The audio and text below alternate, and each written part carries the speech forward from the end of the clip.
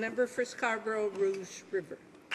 Thank you, Madam Speaker. On May 23, 1914, the ship Komagata Maru arrived in Burrard Inlet near Vancouver with 376 passengers aboard from British India. At that time, Canadian immigration officials enacted regulations to block immigration from India to be admitted to Canada. Immigrants were required to come by a continuous journey from their country of birth and enter with at least $200 cash each. This continuous journey regulation did not mention race or nationality, and on the surface seemed fair and applicable to all immigrants. However, it was an open secret that the regulation was intended to be applied primarily to people from British India. When the Komagata Maru ship arrived on shore, Canadian immigration authorities did not permit passengers to leave the boat, claiming that they could not be admitted until officials had determined if they met the requirements of continuous journey. Since they were refused permission to land, the passengers lived aboard the ship for 2 months, like prisoners, continuously threatened by famine and disease. For the entire 2 months, the passengers of the Komagata Maru, the Indian community in British Columbia, and Canadian immigration authorities were engaged in a heated legal battle about the passengers' rights to enter Canada. At the end of the 2 months, only 20 passengers were given the permission to stay in Canada, and on July 23, 1914, the Komagata Maru was forced to leave Canadian waters. When it returned to Calcutta, India, 19 passengers were shot by the British Raj. This tragedy was a major embarrassment for the Canadian government of the day, and even today it reminds us all Canadians, and particularly Canadians of South Asian heritage, of past injustices.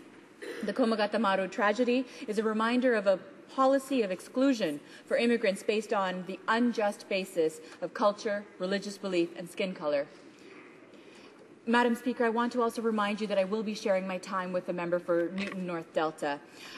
Despite the prejudice and hostility in Canada that the Komagata Maru story exemplifies, the South Asian community has survived and prospered in Canada.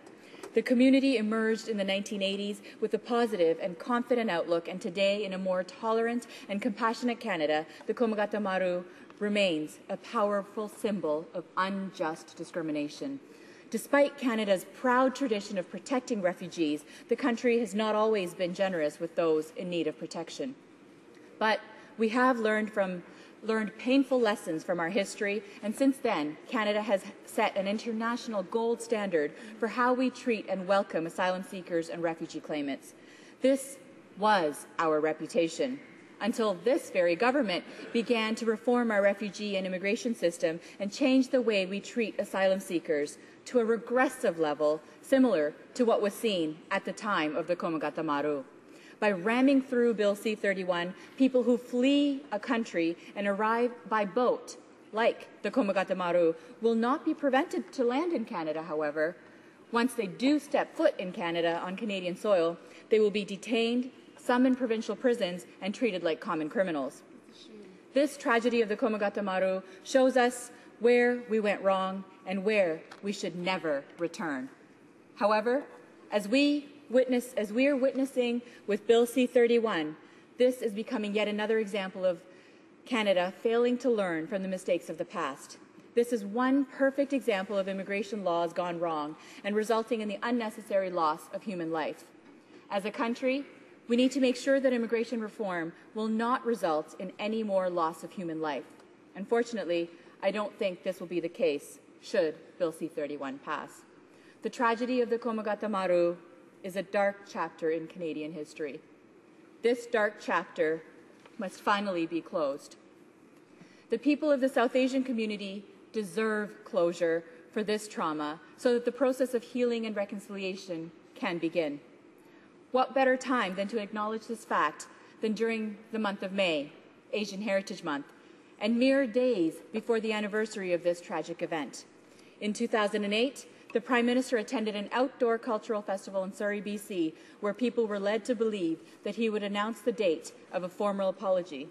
Rather than listening to the festival organizers who advised that an apology from the state would be ill-received at this park, the Prime Minister chose to issue an apology anyway.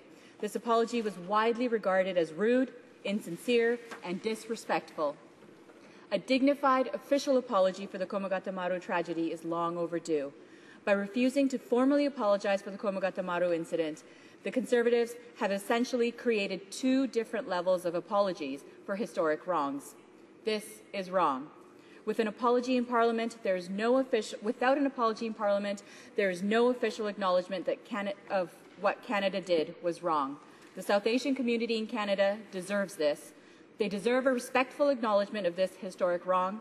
Today, as we remember how Canada treated the Komagata Maru in 1914, and we commit to learning from our past, we ask this government to officially apologize in the House of Commons to the South Asian community and to the individuals impacted in the Komagata Maru incident. Thank you, Madam Speaker. Questions and